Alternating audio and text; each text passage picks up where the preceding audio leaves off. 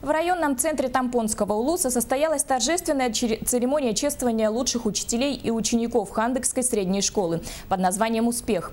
Подробнее смотрите в сюжете наших коллег.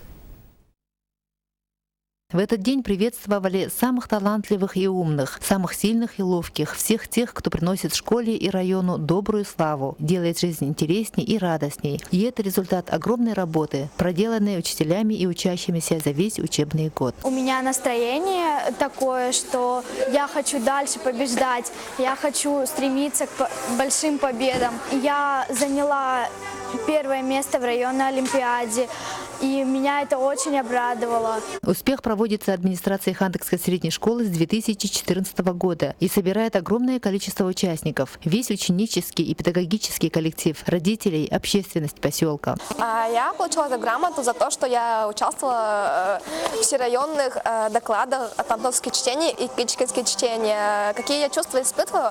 Это восторг, удивление. В прошлом году я никакого места не занимала. Интрига, кто же будет лучшим, сохранялась до последнего. Ведь в каждой номинации было представлено по нескольку человек. Директор школы Лидия Ивановна Сахибова, педагоги и гости по очереди вскрывали конверты и объявляли имена победителей. Показательно, что и для учителей были учреждены специальные номинации. Обладателем звания «Честь и достоинство» Хандыкской средней школы стала учитель начальных классов Мария Егоровна Чекурова. Звание «Учитель ученических признаний» удостоилась молодой педагог, преподаватель математики Альбина Байсултановна Умалатова. Не остались без внимания и родители, принимающие самое активное участие в школьной жизни. Во время конкурса вся школа стала одной командой и в полной мере показала свои лучшие качества. Мария Винокурова, НВК Саха, Хандыга.